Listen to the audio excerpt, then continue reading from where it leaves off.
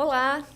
E hoje a gente vai aqui falar com um founder de uma startup que está dando o que falar, que é o Na Porta, certo? Mas aqui com a gente o Rodrigo Yannis, que é um co-founder, que está aqui conosco. Rodrigo, muito obrigada, viu, pela tua presença aqui. A gente acompanha vocês. Parabéns pela iniciativa, por estar fazendo essa ação do empreendedorismo social, o que acaba impactando muitos negócios e fomentando, claro, auxiliando aí nessa alavanca da sociedade. Rodrigo, seja bem-vindo. Obrigado, Michele. Obrigado pelo convite. É um prazer estar aqui com você, aqui no Falando de Ideias, cenário tão legal, tão bonito. A gente está super empolgado com esse momento da Na Porta e feliz de poder compartilhar com o teu público o que a gente tem feito e o que a gente pretende fazer. Legal, muito obrigada. E até, gente, não foi certo, não foi combinado. Eu coloquei aqui a roupa, estou esperando eles e é coincidentemente com a cor. Acertou até o tom. Acertei até o tom, realmente, da blusa aqui para estar junto. Já vestiu a camisa do time. Já vesti a camisa. Isso aqui é sintonia, viu? Sintonia. Quer dizer, vou divulgar em todas as redes da Na Porta. Perfeito. Mas, Rodrigo, fala pra gente como é que surgiu, a gente quer saber, esse projeto, enfim, no caso a startup Na Porta, quando começou, por quê, o que inspirou vocês, na verdade, porque, afinal de contas, uma startup nada mais é, claro, vem de um objetivo, um sonho, e vem de uma inspiração, certo? Certo. Como é que surgiu o Na Porta? Michele, o meu sócio, Sanderson, ele sempre morou na região periférica de São Paulo, na zona leste de São Paulo, Itaim Paulista, próximo a Ferraz de Vasconcelos. E ele, graças a Deus, teve um pai que sempre incentivou muito ele a estudar. Então, ele empreendeu, mas também estudou, se formou, foi para a área de desenvolvimento, tecnologia, e ele acabou dando muito certo, só que ele tinha uma veia empreendedora dentro dele e ele acabou mudando a rota dele do mercado corporativo para o mercado de empreender, ou startup e tudo mais. E aí ele começou um e-commerce, como todo mundo, há cerca de 5, 10 anos atrás, e ele deu muito certo. Ele acabou tendo um resultado muito positivo, ele teve muito sucesso. No entanto, nesse e-commerce ele começou a perceber uma coisa. Toda vez que ele vendia para regiões periféricas, que era da onde ele vinha, ou ele não conseguia entregar, ou os moradores daquela região tinham que passar CEPs de parentes e amigos fora daquela região restrita. E ele falou, poxa, tem alguma coisa errada, porque eu vendo muito e-commerce, era do ramo de informática, mas eu não consigo entregar na maior parte do Brasil, na maior parte das regiões periféricas da cidade grande de São Paulo, do Rio de Janeiro, e aquilo ficou uma pulga atrás da orelha. Bom, o negócio dele cresceu, deu certo, e em algum momento ele falou, eu preciso mudar de área. O e-commerce não tem mais para onde eu expandir a minha criatividade, meu potencial, ele é uma pessoa super capaz. E aí ele, então, decidiu chamar algumas pessoas para começar um novo empreendimento. Sim. E aí foi quando ele me convidou, a gente se conheceu numa instituição social, filantrópica, a gente já tinha essa veia, pessoalmente falando, de ajudar pessoas, de se importar com os menos privilegiados. E aí a gente, então, decidiu falar, não, vamos começar um negócio. Inicialmente, a ideia não era a ideia da Na Porta. A gente estava numa outra ideia, que era para ajudar pessoas que tinham e-commerce também nessas regiões periféricas. Mas a gente falou, não adianta elas terem e-commerce se não conseguem entregar, o produto não vai sair dessa região com facilidade para o centro urbano. Exato. E aí foi quando a gente surgiu a ideia da Na Porta, que foi basicamente uma percepção assim, poxa, 30% a 40% dos moradores de São Paulo e do Rio de Janeiro, cidades, não recebem produtos em casa. Então, a gente está falando de milhões de pessoas, né? Bastante gente. Só das capitais metropolitanas. Nossa. Do centro econômico da América Latina. Se tem tanta gente num centro econômico que não recebe, a gente tem uma dor latente. Vamos bater na porta do mercado, das grandes varejistas e vamos validar. A gente, nesse momento, já tinha entrado num programa que chama Founder Institute, com todo aquele programa de mentoria, de aperfeiçoamento da ideia do negócio. E aí a gente, então, conversa com o varejista e valida a ideia. Ele fala, olha, inicialmente a gente teve que convencê-lo de que aquilo era uma dor dele. Por quê? A gente chegou num grande varejista... Interessante isso. A gente chegou num grande varejista e falou assim, olha, você vende naquela região do Rio de Janeiro? Sim. E aí ele falou, olha, a gente vende. Eu falei, mas vocês entregam? Entregamos. Eu falei, não, vocês não entregam, vocês vendem. É que a transportadora que vocês contratam leva até o correio mais próximo e deixa lá. E o morador tem que se deslocar quilômetros e esperar horas no correio para poder receber. Ele falou, imagina, isso não acontece, a gente entrega na cidade toda. E aí a gente comprovou com eles, através de um experimento, de uma compra, que o produto não chegava no local. Ou seja, existia uma distância muito grande entre o varejista e o cliente consumidor dele, e a gente estava falando de milhões de pessoas. E aí, então, a gente, validada aquela ideia, a gente foi construir o nosso produto, a gente foi validar, MVP. A gente foi fazer nosso MVP, e a gente construiu durante praticamente 6 meses. Nesse processo, não estava só eu e o Sanderson, mais 2 sócios chegaram, que foi o Leonardo e a Catrine. A gente inicia todos juntos esse processo, valida, começa a mostrar para o mercado de startups, para os varejistas, olha, a gente vai começar essa operação, vem com a gente. E aí, então, a gente dá início à operação no início desse ano, em janeiro de 2022. Nossa, já? Começou 6 meses de preparação e depois... Bola para frente, bola em jogo. E como é que está sendo essa receptividade, no caso? Onde é que vocês atuam na porta? Qual a comunidade? A gente decidiu, nosso sócio é carioca, o Leonardo. Sim. Ele sempre morou no Rio de Janeiro e ele trabalhava numa multinacional em que ele tinha justamente que conseguir fazer uma capilaridade comercial em áreas de comunidades, em áreas restritas. Então, ele conhecia muito aquela região, né, metropolitana do Rio de Janeiro, periférica. E aí a gente começa, então, na Cidade de Deus, em janeiro de 2022, Legal. Com uma operação já em parceria com a iFood naquele momento. Então, a gente começa a fazer um delivery food numa comunidade, numa região em que, naquele momento, eles jamais tinham recebido um produto, um delivery de iFood naquele lugar, naquela região. Pela primeira vez, tinha gente comendo no McDonald's, pedindo em casa, ou no restaurante. Que coisa mais disruptiva, não é? Para eles, assim, pô, tô recebendo uma coisa que eu vi as pessoas recebendo até pela televisão, mas eu não tinha essa experiência. Como é que era para eles, assim? A gente pegou tantos relatos, Imagino. assim, imagina, todo mundo falando de iFood, a coisa para nós, que é normal. Centro urbano, a coisa mais comum, e de repente uma pessoa que mora numa comunidade experimentando, desfrutando. A gente fala muito de dignidade, né? Exato. E ainda que o ticket daquele alimento dela não seja o mesmo de um restaurante japonês na Vila Olímpia de São Paulo, não importa. O ticket dela, mesmo baixo, ela está disposta a pagar pela entrega, ela precisa, como qualquer um, receber aquele produto em casa ou aquela comida em casa, pela necessidade de ter a comida no lar. E então a gente foi coletando sempre muitos relatos de pessoas assim realmente muito felizes desse processo, dessa experiência.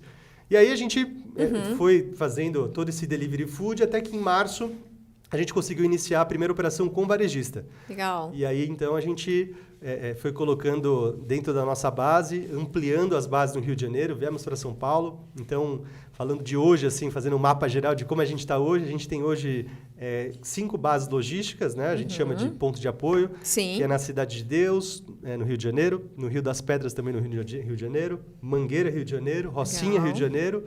E agora a gente está também em Ferraz de Vasconcelos, aqui em São Paulo, com a nossa primeira operação aqui na cidade. A gente já fez mais ou menos 50 mil entregas nesse período. E estamos aí com agora uma projeção de fazer muita coisa boa pela frente. Tem muito projeto, tem muita expansão, muito cliente chegando. Então... Porque acaba gerando outros negócios, outras novas oportunidades também para vocês e também para as pessoas que estão aderindo isso das comunidades. Exato. Isso é muito importante, que nada mais é também do que vocês estão fazendo um empreendedorismo social, que a gente fala. Exato. Né? Que é conseguir potencializar, entender ali qual o problema, qual a dor daquela comunidade, conseguir entregar valor, né? Entregar a solução. Exato. E como é que tem sido isso para vocês? Assim, a comunidade, claro, eles gostam, porque é uma coisa que eles têm, começa, pô, eu faço parte do mundo, e eu vejo que você fala assim, sabe, os olhos brilham, assim, pô, que legal, hoje está fazendo, ajudando. Isso tem muito a ver com aquilo que vocês sempre acreditaram, uma coisa que já sempre veio com vocês, que é de auxiliar as pessoas, contribuir para uma sociedade mais justa. Isso tem muito a ver com um propósito? Sem dúvidas. Michele, a gente, desde o início, a gente falou para os nossos possíveis clientes e para os nossos investidores que a gente deixaria o dinheiro na comunidade. Então, dentro da nossa regra de negócio, do nosso propósito, quando a gente chega numa comunidade, primeiro que a gente faz um hub logístico na beira da comunidade para que um gestor operacional da comunidade se desenvolva naquele processo logístico. Então, por exemplo, hoje o nosso líder operacional da Cidade de Deus chama o Wallace. Ele é da comunidade, ele era um entregador, sempre foi um entregador de aplicativo, mas ele está fazendo logística agora, crescendo academicamente e aprendendo com a Anaporta o que é uma gestão operacional. Ou seja, a gente não está deixando apenas o salário dele nesse caso, mas também o aprendizado, o desenvolvimento pessoal, alguém que na comunidade está se mostrando, alguém que está indo numa trilha de aprendizado, de empreendedorismo, de crescimento pessoal. E uma outra regra de negócio é que os nossos entregadores também são da comunidade. Então, sim. Tem que ser da comunidade. Tem que ser da comunidade. Certo. Obviamente que tem 2 motivos para isso. O primeiro que para entregar na comunidade precisa conhecer os becos, as vias, as vielas. Então, naturalmente, uma pessoa da comunidade tem mais facilidade e consegue... Já conhece bem. Exatamente, consegue se localizar. Mas também porque a gente tem como premissa de que se a comunidade entende que tem uma empresa lá e que os próprios moradores são funcionários, são empreendedores, são entregadores, são microempreendedores, a comunidade aceita melhor. A comunidade ela se sente parte, ela colabora e, consequentemente, ela protege. Sempre que a gente faz reunião com um grande varejista, e normalmente pessoas sinceras ali de um alto escalão, diretor, com toda a sinceridade de falar, mas olha, não tem muito risco a gente fazer isso, por ser uma área que supostamente é a área onde ocorre criminalidade, tráfico, tem as milícias... Isso é uma conversa aberta. É uma conversa aberta. E a gente fala, olha, risco tem, mas a gente já fez 50 mil entregas e não teve nenhum sinistro até agora, exatamente porque a comunidade se sente parte. Ela sabe que ali não é uma empresa com o único objetivo de alcançar o lucro, de extrair da comunidade o dinheiro ou o trabalho, a mão de obra de forma exploratória e ir embora. Não, pelo contrário. É muito claro para a comunidade, para todos os moradores da região, que a gente está lá para colaborar, que a gente está lá para empreender junto com eles, para crescer junto com eles, para desenvolver junto com eles. E então tem uma aceitação, uma proteção social, no sentido de que não tem sinistro. Isso é muito bom para a logística, né? Porque, obviamente, para quem não conhece o mercado, todo produto que sai para ser entregue em qualquer região do Brasil, de qualquer empresa, ele está segurado por alguma seguradora, porque existem sinistros. E não acontecer sinistro em comunidade é um contrassenso, né? Porque, teoricamente, numa região de difícil acesso ou onde tem uma criminalidade por X, Y motivos, teoricamente deveria ter sinistro e não tem, justamente porque a gente consegue demonstrar isso de forma efetiva. Então, legal. A gente entende isso como um propósito, né? Exato. Faz parte do negócio, porque beneficia o negócio, mas também a gente acaba permitindo com que haja uma renda maior e um crescimento, desenvolvimento pessoal também para quem é da comunidade. Sim, acaba agregando valor, né? E como vocês falaram, essa questão do engajamento que vocês conseguiram promover, o sentimento de pertencimento das pessoas, sendo claro até nas próprias empresas, internamente, isso é uma coisa que faz com que a pessoa se engaje, com que ela consiga ser mais produtiva ou produtiva. Isso, principalmente nas comunidades, é importante, porque é um olhar para as comunidades, para essas pessoas que precisam desse auxílio. É verdade. E o interessante é que vocês não só, proporcionam, um meio de trabalho, de renda, mas também desenvolvem. Olha, como é que você faz a gestão das suas entregas, certo? Daí a pessoa vê, não, vou ter que entender, eu acho que vou fazer um curso de qualificação. Isso já vai impulsionando também, sabe? A pessoa auxiliando, e aquela questão da autoestima que é muito importante. Eu sou empreendedor do meu negócio, sabe? Eu posso ser produtivo também. Porque muitas vezes também essas comunidades não são olhadas de fato, certo? Como pessoas realmente que possam agregar valor à sociedade. É verdade. Entender algo produtivo. Isso que vocês fazem é muito interessante.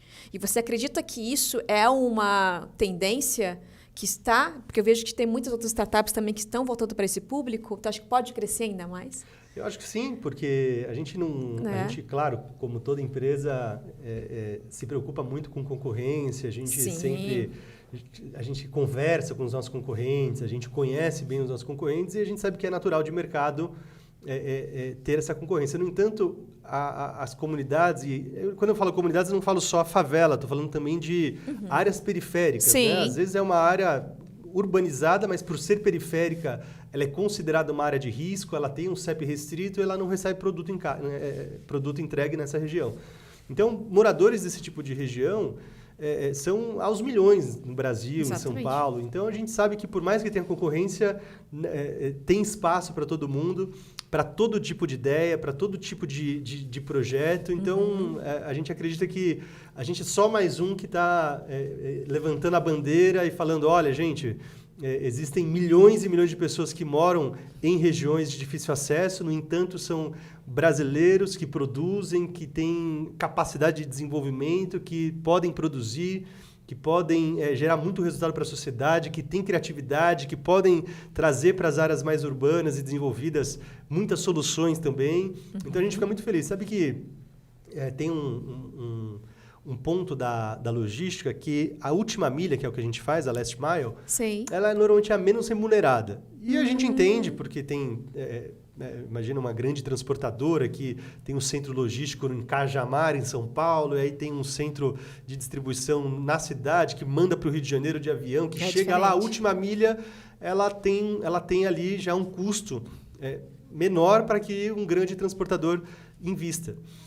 E, naturalmente, entregadores de última milha, eles têm ali um ticket pequeno, né, de recebimento. E a gente sempre, argumentando com os nossos clientes investidores, a gente sempre deixa algo muito claro, que a gente sabe que a gente quer pagar cada vez mais para o entregador por entrega realizada, mas a gente nunca vai deixar de pagar de forma digna. Ou seja, sim, ainda que a gente tenha alguns clientes que muitas vezes têm um ticket muito baixo, às vezes a gente faz entregas com um ticket superior ao que a gente recebe do nosso cliente, só para remunerar o entregador de forma digna e de forma que a gente considere que ele vai alcançar um resultado ali importante para ele e relevante para ele. Porque se a gente for, vamos dizer assim, a gente fala espremer, né? Se a gente for espremer a nossa margem e pagar para o entregador muitas vezes o que o mercado está disposto, o que o mercado consegue pagar, ele também vai ser mal remunerado. E quando a gente começou a empresa, todo mundo conhece parente ou um amigo que já trabalhou com algum aplicativo em algum momento da vida. E a gente sempre conheceu também. É uma muito curta. E o discurso desses entregadores foi basicamente assim, né? Entregadores principalmente de última milha de empresas logísticas, né?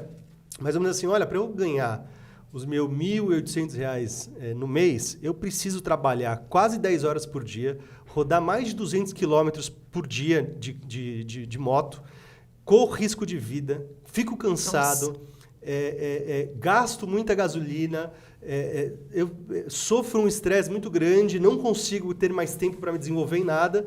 E a gente falou, poxa, esse é o caminho que a gente não quer ir. Então, quando a gente começou a empresa, a nossa ideia era que a gente atendesse uma região de abrangência limitada para que os entregadores fossem moradores daquela região, ou seja, de preferência, morassem próximo àquela região para não ter esse deslocamento distante, isso. Né? Pudessem fazer uma entrega mais rápida, por já conhecer, às vezes 80% das suas entregas é de bicicleta, ou seja, uma entrega limpa, preserva o meio ambiente, eles fazem de forma rápida e ganham a mesma coisa do que ganharia se tivesse tendo todo aquele esforço, todo aquele risco e gasto que um entregador de uma empresa logística X precisaria ter. Então, a gente acredita que isso também é empreendedorismo social, ou seja, a gente tem a nossa parte, o nosso lucro, porque, obviamente, nós somos uma empresa e a gente tem a projeção de crescimento, e quando a gente vende o projeto para os investidores, por mais que tenha um resultado social, também tem uma expectativa financeira. No entanto, a gente faz isso, mas não faz a qualquer custo. A gente faz isso pensando numa justiça social de que a pessoa vai trabalhar num tempo justo, com esforço justo, sendo remunerada de forma justa, e a gente acreditando que conforme a gente vai mostrando um bom trabalho, vai ocupando percentuais de market share dos nossos clientes, né, nas diferentes praças, a gente consegue bater neles e falar, olha, a gente já está com 40% da tua praça nessa cidade, você já viu que funciona, não dá para desligar a operação mais, né? Vamos aumentar esse ticket porque a gente precisa pagar mais nossos entregadores. Então, a gente tem feito isso, graças a Deus a gente só tem aumentado o nosso ticket de entrega por entregador. Então, a gente tem essa preocupação de saber que quem está trabalhando com a gente está sendo bem remunerado e trabalhando de forma digna. Sim, até porque esse foi o início da ideia de vocês, do propósito. E cada vez mais os investidores, as empresas de porte, elas estão investindo em projetos assim. né? Por isso que muitas têm, inclusive setores na área corporativa, tem departamentos que é de intraempreendedorismo, onde alguns colaboradores criam, inclusive, projetos, né? E têm um olhar de pesquisa para possíveis investimentos em startups que pensam nessa questão do empreender social. E nessa caminhada que vocês estão tendo, quais são as principais dificuldades que vocês percebem, assim? Porque isso é legal quando tem os investidores que têm esse mesmo olhar. Claro, tem que ter fit com isso. Certo? Tem que ter fit, senão não adianta. É ver, claro, é um produto, um projeto que eu consigo ter escala, mas também é o que eu acredito. E qual a maior dificuldade que vocês sentiram até o momento em relação para implantar isso, para conseguir fazer acontecer? A gente sabe que todo negócio ele depende de pessoas. Sim. E a gente decidiu investir em pessoas que elas não estão prontas, vamos dizer assim. Sim. Então a gente treinar pessoas. É difícil você, é um desafio você conseguir conscientizar um empreendedor numa comunidade de que todo o resultado vem ao longo do tempo, a médio e longo prazo. A tecnologia é importante, ou seja, a tecnologia ela precisa ser aprendida. E quando ela é aprendida, a tecnologia ela tem as suas falhas, então tem um esforço para que faça conciliação de relatórios, de aplicativos que são integrados. Então, esse desafio de você tornar naquela região periférica um empreendedor, um líder operacional, um entregador, alguém que compreenda que a gente tem conectado cada vez mais grandes empresas, significa que a gente precisa estar preparado tecnologicamente e que aquilo vai gerar negócios e que quanto mais negócio, mais estrutura a gente precisa ter, mais eficiência, SLA. Esse é o desafio, porque a gente acaba, obviamente, como toda empresa, investindo numa pessoa e aí passa o tempo, ela não compreende, aí você investe em outra. Investe no sentido de desenvolvê-la, de potencializá-la. Então, a gente percebe que esse é o principal desafio, mas é um bom desafio, né? É um problema bom de se resolver, porque faz parte. A gente está aqui para desenvolver o nosso país. A gente sabe que se, de alguma forma geral, todo mundo tivesse essa oportunidade, cada vez mais famílias e pessoas vão ter oportunidades que não teriam se não fosse empresa como a Na Porta. Sim, fazer diferença. Exato. Exatamente fazer a diferença. É uma coisa que move vocês, é uma coisa que move o Rodrigo aqui. E que bom que está vindo assim, esse mundo de startups, né, que estão realmente criando possibilidades, não só para elas conseguirem faturar, mas principalmente realmente conseguir potencializar as pessoas que estão à sua volta. Isso é muito legal, esse movimento. Eu gosto muito disso, sabe? Porque isso incentiva as outras pessoas, as outras startups que estão começando, sabe? Os outros negócios. E falando nisso, assim, desse desenvolvimento, você acredita que a gente precisa ter algum projeto, algumas políticas públicas que consiga fomentar e incentivar ainda mais a criação de startups? Ou você acha que está bom assim?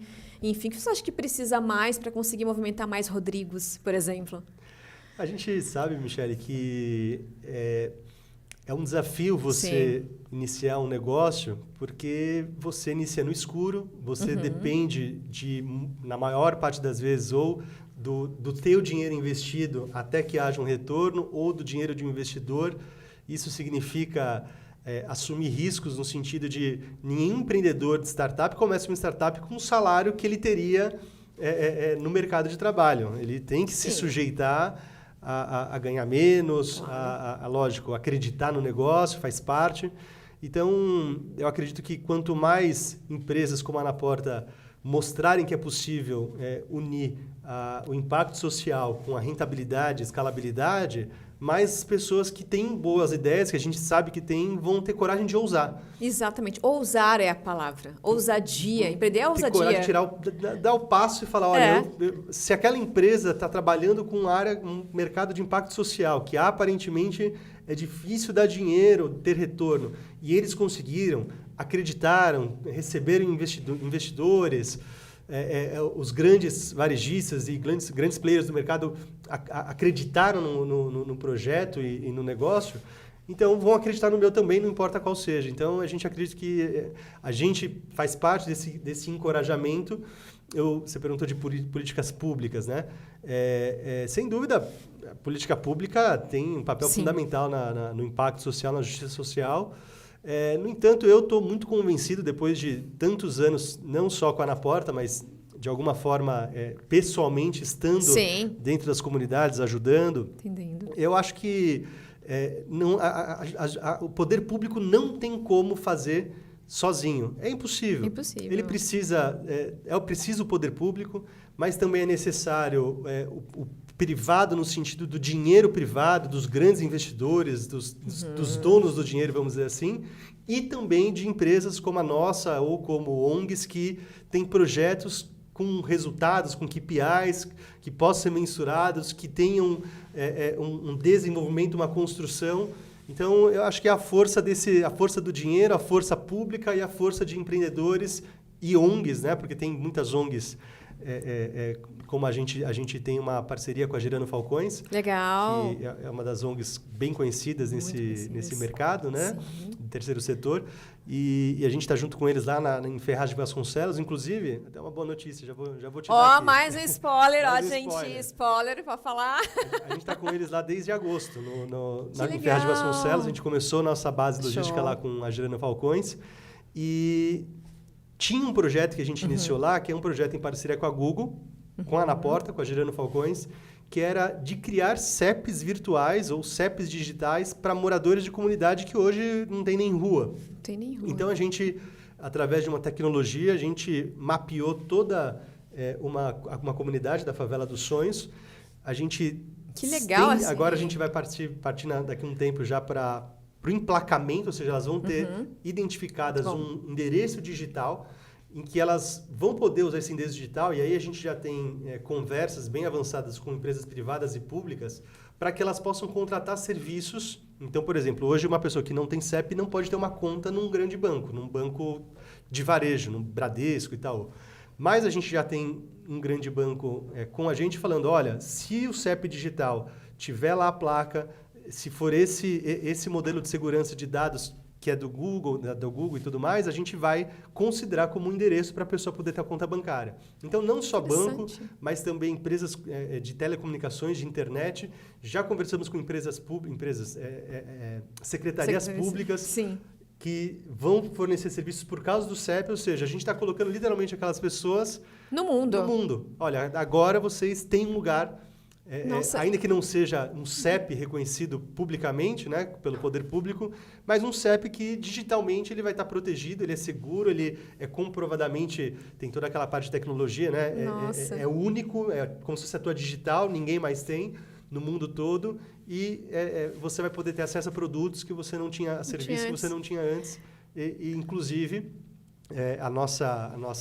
unindo com a Na Porta, com o serviço logístico, o que isso vai possibilitar? Quando algum varejista for entregar nessa favela, por exemplo, ou em todas que a gente for fazer o CEP virtual, a gente vai receber o produto e o nosso aplicativo, uma vez que a gente tem o CEP virtual, CEP digital, a gente vai conseguir roteirizar para que o entregador consiga chegar na porta daquela pessoa, naquela latitude, naquela longitude, por causa daquela identificação. Ou seja, até para entregar produtos não vai ser mais assim, olha... Por causa do entregador que mora lá, a gente conseguiu entregar. Não, qualquer pessoa vai poder usar e roteirizar, vai poder entregar lá. Porque eu vi uma matéria esses tempos que realmente tinha muitas pessoas que elas não têm endereço até, assim, por conta realmente de algumas ruas que não são mapeadas, que não são endereçadas, e pediam para o vizinho ou a vizinha receber a encomenda. Exato. E era uma frustração para essas pessoas, que realmente, eu não tenho CEP, eu não tenho endereço, eu não consigo abrir uma conta no banco, numa loja, eu não estou no mundo. E, na verdade, estão auxiliando essa pessoa a ter, digamos assim, uma identidade. Você tem ideia disso? É isso, é uma identidade. A gente conversa ali com pessoas da comunidade e elas literalmente falam isso, poxa, a gente está se sentindo parte do mundo, a gente está vendo a possibilidade de a gente entrar num Natal e poder comprar, saber que a gente vai receber, poder acessar um serviço. Então, a gente fica muito feliz e, obviamente, que por mais otimistas que a gente seja com o mundo, com o país, fatalmente... As áreas periféricas elas vão continuar crescendo. de 2018 para 2022, no último levantamento do Data Favela, aumentou de 14 milhões para 17 milhões o número de moradores de comunidades. E pela velocidade de crescimento, com as pessoas se deslocando para os centros urbanos, cada vez mais elas chegam em regiões, se ocupam áreas periféricas, fazem ali as suas casas em terrenos periféricos, constroem novas favelas. Pela velocidade que está acontecendo, até a própria ONU projeta bilhões de pessoas morando em regiões assim até 2030. Ou seja, por mais que o mundo se desenvolva, como eu falei, o mundo pode até se desenvolver economicamente, mas a parte de urbanização, com emprego, com educação, que faria uma urbanização, que faria com que tudo fosse construído de forma estruturada, isso não vai acompanhar. Então, provavelmente, cada vez mais pessoas vão continuar morando em regiões. Tem gente que sai, tem gente que chega, tem regiões periféricas que começam, se desenvolvem, se urbanizam. Sim. Então, não vai parar. Então, a gente sabe que a gente precisa estar à frente disso. Ou seja, ainda que o mundo não resolva esse problema, a gente pode, de alguma forma, colaborar para que, quando essas regiões periféricas surgirem, elas surjam, mas surjam com capacidade de serem reconhecidas, digitalmente integradas, logisticamente integradas, e as pessoas, por mais que seja difícil a situação delas, com o mínimo de dignidade, de conveniência e de acesso às oportunidades que o mundo do asfalto oferece e o mundo digital também. E o legal é isso, porque realmente é o olhar para quem está ali do seu lado. Certo? Vou potencializar. Não adianta querer fazer uma ação do outro lado do mundo se quem está do meu lado, aquela comunidade que está precisando de ajuda, precisando daquele apoio. Exato. É como você falou, está trazendo a questão do digital que oferece essa possibilidade, mas unir realmente o digital que faz essa união com o asfalto, que é a pessoa que fala. E eu queria ver contigo, assim, o que você sugere e tal? Qual a sua dica? Agora a gente está indo já para a parte final, então a gente passa... Falei muito, Michele? Não! Nossa, conteúdo muito rico, porque é isso, assim, é uma coisa que quando você fala, sabe, empolga as pessoas, está aqui falando com aquela energia e tal, eu disse, nossa, que legal esse propósito deles. Porque a gente vê brilho, sabe, nos seus olhos. Isso quer dizer o quê? Que a gente faz, que vocês fazem com propósito. E isso inspira as pessoas, com certeza, que vão nos assistir. Porque vocês estão criando negócio, estão falando que é um investimento. Porque ousar não é uma coisa fácil. Porque nem todo mundo, Rodrigo, quer pagar o ônus de empreender. Certo? Verdade. Quer realmente ter o resultado ali, seu negócio na pista, ou no asfalto, ou na comunidade. Mas não, é horas sem dormir, é investimento, sabe? Em vocês mesmos. E eu gostaria que você dissesse aqui pra gente qual a dica que você dá para aquela pessoa que está ali assistindo e escutando e vendo assim, poxa, como é que eu posso fazer para conseguir contribuir, sabe, para uma sociedade melhor, criar uma startup? Qual a primeira coisa que tu vai dizer para essa pessoa? Olha, eu diria que, primeiro, ninguém faz nada sozinho. Eu tive o privilégio e a sorte de conseguir ter 3 sócios, eu e mais 3, eu, o Leonardo, a Catrine e o Sanderson, que nós somos pessoas completamente diferentes, mas totalmente complementares, Perfeito, movidos por um único sentimento. De forma, a gente diria assim, até divina, excepcional, todos acreditam de verdade no que a gente fala. Ou seja, a gente acredita no impacto social, que isso dá sentido para a nossa carreira, que dá sentido para a nossa existência. A gente acredita que o que a gente faz está efetivamente contribuindo com pessoas terceiras que não são da nossa família, ou seja, a gente está impactando a sociedade de alguma forma. Então, quando você vai empreender, você tem que ter a consciência que você não vai fazer sozinho, não tem como fazer sozinho. Eu sempre brinco, o Sanderson, meu sócio, ele é uma pessoa extraordinária, ele é um cara muito capacitado, ele é muito bom, ele é uma pessoa realmente muito incrível e preparada, mas ele não faria sozinho. Sim. Não tem como.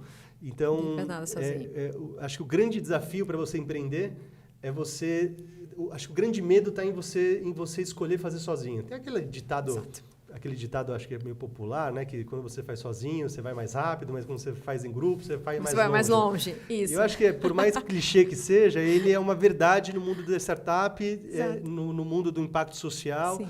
que é você, antes de você pensar em desenvolver a tua ideia, fazer um MVP, poxa, quem vai fazer isso comigo?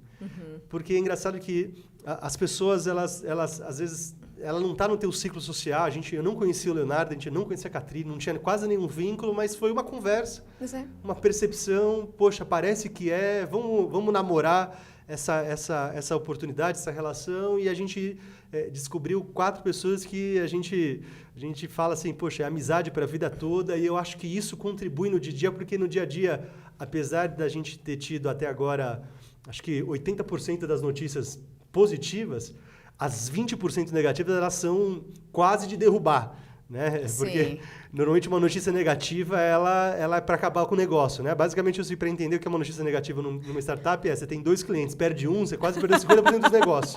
Então, chega a ser quase desesperador. Exato. Só uma notícia negativa no meio de tantas positivas, ela pode acabar com tudo. Então, quando você tem pessoas que estão no dia a dia com você, te inspirando, que você vê não só a capacidade técnica delas, mas o coração delas empreendido no negócio, te encorajando, também sabendo lidar com as tuas limitações, com os teus momentos de baixa velocidade emocional. A coisa mais importante você ter essas boas pessoas. Sabe que o Thales, da G4 Educação, aquele até meio influencer digital também, isso, além acompanho de empreendedor ele. e tudo mais, Legal. ele fala sempre que o erro do empreendedor iniciante, de quem abriu uma startup, é querer gastar pouco com pessoas. E aí, então, ele quer ser o sócio sozinho, quer ter 1, 2 funcionários pagando pouquinho para fazer o negócio acontecer. Aí não acontece. Só que não acontece, porque os riscos e os desafios e a capacidade que você precisa ter para falar com o mercado, falar com os investidores, falar com os grandes players, ter o know-how para falar ou para empreender com tecnologia, com capacidade técnica, capacidade de comunicação, é muito difícil. Então, o Thales sempre fala que o ideal é você investir tudo que você pode no começo em pessoas. Porque a chance do barco falir, se 70% das startups falhem, vem a falência depois de, não sei qual que é o prazo, acho que é 48 meses, alguma coisa assim, 24 meses. 24 meses. Se é tão rápido, então a chance de você falir no começo, de você errar no começo é muito maior. É lá que tem que começar com as pessoas mais capacitadas, mas também mais engajadas, com o mesmo propósito, com o mesmo coração. Então, eu acho que essa é a melhor dica. Antes de pensar no negócio, pensa nas pessoas. Pensa nas pessoas, quem vai estar do teu lado, começa a procurar. Porque, afinal de contas, tudo se resume a pessoas. Exato. Não é verdade? Exatamente. Mas eu sempre falo isso, realmente. As pessoas, teus parceiros, seus sócios não são iguais a você. São pessoas totalmente diferentes. Sim. E essas são as pessoas que menos imagina e você vai encontrar no decorrer do caminho. Exatamente. Eu também tenho sorte de ter essas pessoas ao meu lado. Que bom. E olha só, é muito legal, muito inspiradora a tua história. Eu te agradeço muito por você estar aqui com a gente. Foi uma rica experiência e vou aí acompanhar o Na Porta. Quero saber também mais spoilers, viu? Exclusivas. Mas fala lá pra gente, ó, naquela câmera lá, ó. Qual é o contato pra gente saber um pouco mais sobre o Na Porta? Ó, se você quiser seguir o Na Porta, vai no Instagram primeiro, @naportabrasil. Lá no LinkedIn, onde está acontecendo o mundo dos negócios, é Na Porta Brasil. E Na Porta Digital, que é o nosso site. Segue a gente, acompanha a gente, tem muita coisa boa acontecendo, tem muita expansão para acontecer, vai ser um prazer ter vocês lá nas nossas redes. Obrigada, Rodrigo. Um abraço na tua equipe lá na Porta. Sucesso para você, viu? Obrigado. E ó, a gente vai lá conferir ainda, fazer uma matéria. Obrigado, Michele. Te espero lá, então. Pode deixar. Obrigado. Gente, então, uma rica experiência aqui com esse assunto Na Porta. Siga a gente lá, acompanhe, ative lá o sininho, viu, no meu canal falando de ideias. Se inscreva para receber esse conteúdo riquíssimo e outros também que virão. E tenha uma ótima experiência. Até a próxima.